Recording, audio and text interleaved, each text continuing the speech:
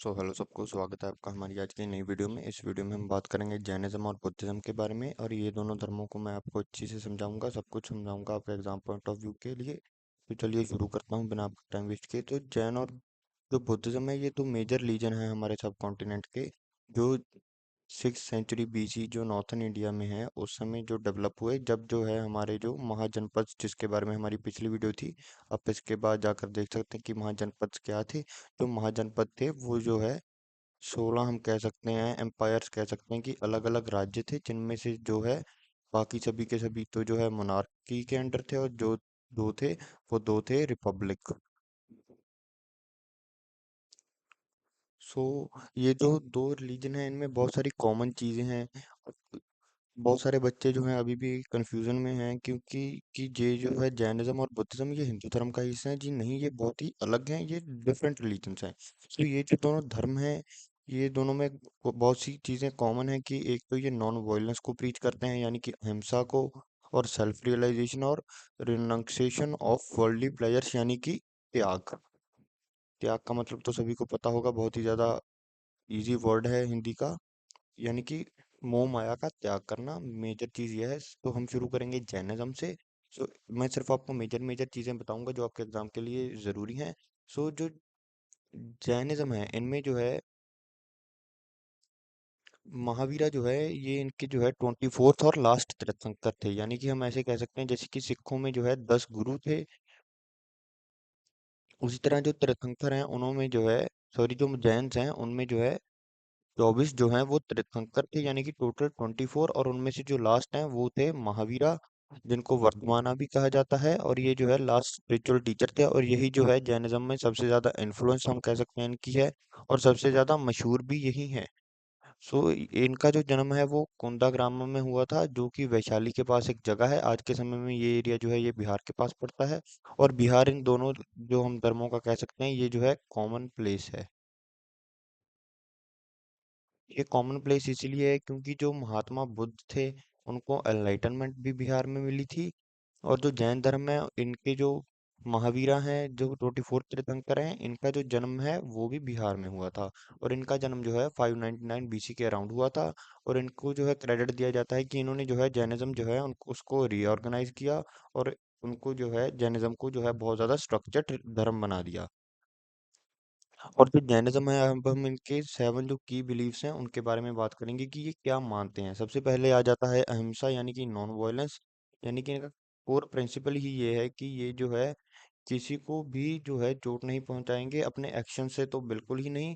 और एक्शन के साथ साथ कि ये किसी के बारे में बुरा सोचेंगे भी नहीं और बोलेंगे भी नहीं। याद रखिए ये तीन चीजें हैं नॉन वायलेंस, ये तीन तरह से फॉलो करते हैं। एक तो है इनके जो है एक्शंस, दूसरे हैं इनके थॉट्स यानी कि सोच, और तीसरे हैं इनके वर्ड्स, यानी कि ये ना बुरा बोलेंगे, ना बुरा सोचेंगे, ना बुरा एक्शन करेंगे। और फिर आता है अनेक कांतवाड़ा, जिसका मतलब है नॉन एब्सोल्यूटिज्म, यानी कि ये जो है ये सच में जो है ये मानते हैं कि जो सच है और सच्चाई है, ट्रुथ एंड रियलिटी, यानी कि सच और असलियत जो है ये उसको जो है बहुत डिफरेंटली देखते हैं फ्रॉम डिफरेंट पर्सपेक्टिव, यानी कि ये एक चीज को जो है बहुत अलग अलग चीजों तरफ से देखते हैं, यानी कि इस चीज का जो कोई भी ये मानते हैं कि कोई भी एब्सोल्यूट ट्रुथ नहीं है, यानी कि कुछ भी सच नहीं है। ये एक चीज को जो है मल्टीपल एस्पेक्ट से देखते हैं, अलग अलग पॉइंट ऑफ व्यू से देखते हैं। और फिर आता है शायदवादा, इसको जो कहा जाता है डॉक्ट्रिन ऑफ पॉसिबिलिटी, और इसको थ्योरी ऑफ पॉसिबिलिटी भी कहा जाता है। इसका मतलब ये है कि ये जो है सच को जो है मल्टीपल पर्सपेक्टिव से देखते हैं। इसको मैं आपको एक एग्जांपल से बताऊंगा कि ये कहते हैं हाँ ये भी हो सकता है, हाँ ये भी हो सकता है। ये आप ऐसे समझिए शायदवादा को, जैसे कि अगर किसी ने कहा कि क्या भगवान है, ये कहते हैं हाँ होगा।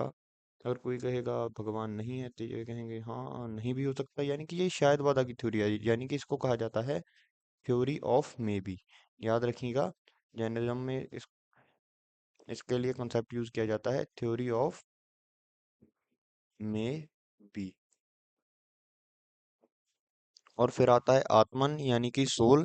ये जो है ये सोल में विश्वास करते हैं जैन धर्म के लोग। इसका मतलब ये होता है कि जो सभी लोग हैं उनके अंदर जो है एक सोल है, यानी कि एक आत्मा है, और जो है कर्मों के चक्र में जो है फंसी हुई है, क्योंकि ये जो है, और वो कर्मों का चक्र है बर्थ एंड रीबर्थ, यानी कि एक बार बर्थ हुआ, आदमी मर गया, फिर दूसरा बर्थ हुआ, और जो हमारी आत्मा है वो इसी चक्कर में जो है फंसी हुई है। और ये जो चीज़ हैं, और फिर इसका नेक्स्ट स्टेप है कर्मा, यानी कि जो जैसे आदमी काम करता है वही वैसे ही उसकी सोल की जो है, ये जो आत्मा है, इसका जो सेकंड स्टेप की हम बात कर रहे हैं, वैसे ही उसका जो है प्रोग्रेस होता है। यानी कि ये एक सोल जो है वो कैसे कर्म करती है, वैसे ही इसका प्रोग्रेस होता है कि उसकी लिबरेशन की तरफ, कि वो जो है कैसे जो है मोक्ष प्राप्त कर सकती है। मोक्ष होता है लिबरेशन के लिए, यानी कि जो बर्थ रिवर्स का साइकिल है उसको जो है सिर्फ लिबरेशन ही खत्म कर सकती है। और लिबरेशन आदमी को तब मिलती है जब वो बहुत ही ज्यादा एक स्ट्रिक्ट एथिकल कंडक्ट को फॉलो करता है, मेडिटेशन करता है और एस्केटिज्म फॉलो करता है। एस्केटिज्म जो है इसको संन्यास और त्याग भी कहते हैं। एस्केटिज्म जैन मॉन्क्स में वैसे तो इसके दो सेक्ट भी हैं, दिगंबर वाला उसको मैं बाद में एक्सप्लेन कर रहा हूँ, पहले हम इसके बारे में बात कर लें। एस्केटिज्म जो है, इसमें जो जैन मॉन्क्स और नन्स होते हैं, वो जो है वो बहुत ही ज़्यादा एक्सट्रीम एस्केटिज्म यानी कि त्याग, बहुत ही ज़्यादा कट्टर त्याग को फॉलो करते हैं, जिसमें जो है ये सभी जो है दुनियावी चीज़ें उनका त्याग कर देते हैं। ये दिन में सिर्फ एक बार खाना खाते हैं, और किसी भी ये जो चीज़ है वो उसको जो है किसी भी जीवित चीज़ को ये हार्म नहीं पहुंचाना चाहते। जैसे कि आपने देखा होगा कि कुछ जैन जो साधु होते हैं वो अपना मुंह भी ढक कर रखते हैं, कि जब वो सांस लें किसी जीवित ऑर्गेनिज्म की उनसे हत्या ना हो जाए, और वो चलते भी नंगे पाँव हैं। वो इसलिए होता है कि ये उनकी ये मानना है कि इसी तरह से जो है उनको लिबरेशन मिलेगी, और जो उनकी आत्मा है वो ये जन्म मरण के जो चक्र है इससे मुक्त हो पाएगी।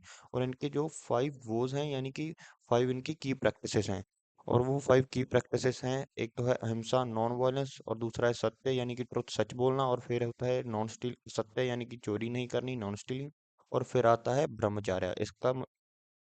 इसके लिए इसका मतलब होता है, यानी कि आप इसका मतलब समझती हैं ब्रह्मचर्य का, वैसे तो आप सबको पता होगा, इसका मतलब होता है कोई भी सेक्सुअल एक्टिविटी में इंडल्ज नहीं करना, अगर आप एस्केटिज्म फॉलो कर रहे हैं। और फिर आता है अपरिग्रह, जिसका मतलब होता है नॉन पोजेसिवनेस, यानी कि किसी भी चीज़ का जो है मोह नहीं रखना। और फिर ये फॉलो करते हैं मेडिटेशन और सेल्फ डिसिप्लिन, जो है वो बहुत ही ज़्यादा इंपॉर्टेंट है। और इनके जो मंदिर होते हैं, मैं सेक्ट पे भी आता हूँ, पहले हम बात करते हैं इनके मंदिर के बारे में। इनके मंदिर जो है वो बहुत ही ज़्यादा एलेबोरेट क्रेविंग्स और तीर्थंकरों की मूर्तियों के लिए बहुत ही ज़्यादा मशहूर होते हैं। और ये जैन सेक्ट्स जो हैं ये इंपॉर्टेंट हैं, पर इन दोनों, जैसे कि जब एक धर्म जो फॉर्म होता है, धीरे धीरे एक धर्म जो है उसके जो टीचर्स आते हैं, फिर वो बहुत ही ज़्यादा, फिर जब धीरे धीरे धर्म ऑर्गेनाइज होने लग जाते हैं उसमें जो है बहुत सारे सेक्ट्स बन जाते हैं। बुद्धिज्म में सेक्ट हैं, जैन धर्म में भी सेक्ट हैं। अगर हम इनके सेक्ट की बात करें, जैन धर्म में दो सेक्ट हैं, एक है दिगंबरा और दूसरे हैं शिवतंबरा। और इनमें अगर हम मेजर डिफरेंस की बात देखें, है तो ये जैन ही, पर इनमें सिर्फ जो डिफरेंस है वो डिफरेंस ये है कि जो दिगंबर सेक्ट के जो मॉन्क है वो सभी की सभी दुनियावी चीज़ों का त्याग कर देते हैं, इंक्लूडिंग क्लोथिंग, यानी कि वो सिर्फ खाना भी उतना ही खाएंगे जितनी की उनको ज़रूरत है। जैसे कि हम एक मील की बात करके आए, सभी चीज़ें त्याग देते हैं, वो कपड़े भी नहीं पहनते, सिर्फ मेडिटेशन और सेल्फ डिसिप्लिन को प्रैक्टिस करते हैं। और फिर आते हैं श्वेतंबरा, ये वो बिलीवर हैं जैन धर्म के जो अपने, जिनके बारे में हम यहाँ पर बात कर चुके हैं, ये वाइट कपड़े पहनते हैं, और कोई कोई भी बुरा नहीं बोलते, नॉन वायलेंस, ट्रुथ, चैरिटी, ब्रह्मचर्य, ये सब चीज़ों की प्रैक्टिस करते हैं। अगर हम जैनिज्म की इन्फ्लुएंस की बात करें, तो जैसे आपको पता है गांधी जी जो थे वो भी जैनिज्म से बहुत ही ज़्यादा प्रभावित थे, और ये जो है नॉन वायलेंस की आइडिया भी उनका वहीं से आया था। और जो जैनिज्म है ये बहुत ही ज़्यादा एक्टिव रिलीजन है इंडिया में, और इनके जो ज़्यादातर फॉलोअर्स हैं वो गुजरात, राजस्थान और महाराष्ट्र में जो हैं वहाँ पर एग्जिस्ट करते हैं। अब हम आते हैं बुद्धिज़्म में, तो इसके बारे में आप सभी को पता होगा, गौतम बुद्ध की मूर्ति हमको सभी जगह मिल जाती है, किसी भी आप ऑफिस में जाएं, कहीं भी जाएं। सो जो गौतम बुद्ध हैं वो बहुत ही ज़्यादा, उनका जो असली नाम था वो था सिद्धार्थ गौतमा, और ये लुम्बिनी में पैदा हुए थे। और ये शाक्य क्लैन के जो है राजकुमार थे, यानी कि इनके पिता जो थे वो शाक्य क्लैन के राजा थे।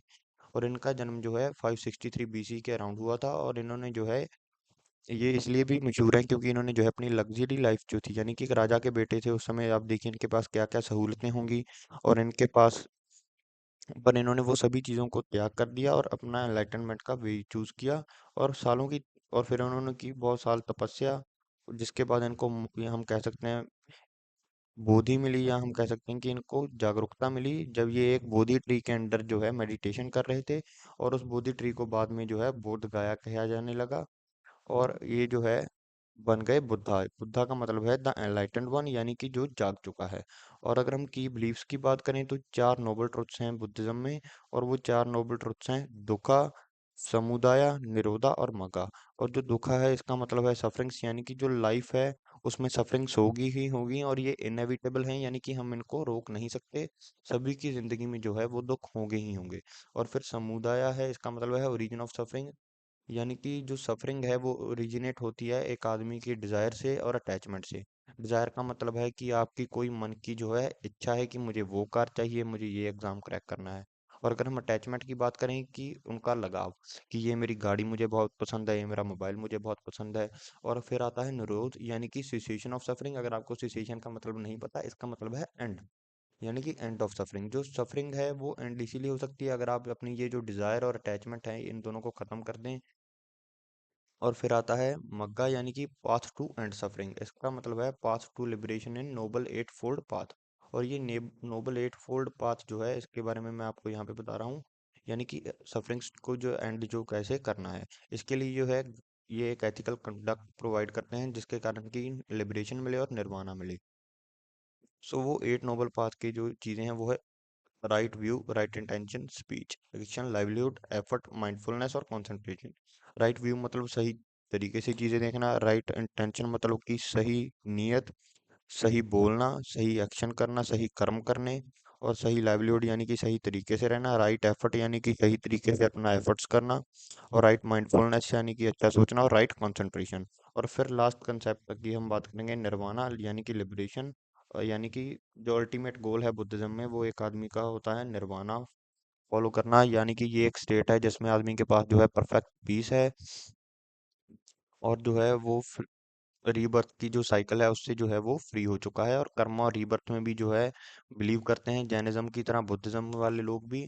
और ये कर्मा भी बिलीव करते हैं, यानी कि जो साइकिल ऑफ संसार है, जैसे कि रीबर्थ, एक आदमी आया कर्म किए मर गया, ये उस चीज में भी बिलीव करते हैं। पर इनका जो मेन फोकस है वो होता है मेंटल डिसिप्लिन और मेडिटेशन के ऊपर।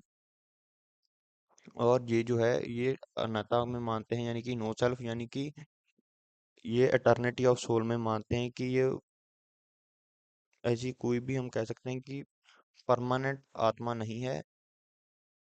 और अगर हम बात करें कि मिडिल पाथ की जो लास्ट कंसेप्ट है वो है कि मध्य मार्ग। जो महात्मा बुद्ध थे उन्होंने एक कंसेप्ट दिया था मध्य मार्ग, यानी कि बीच का रास्ता।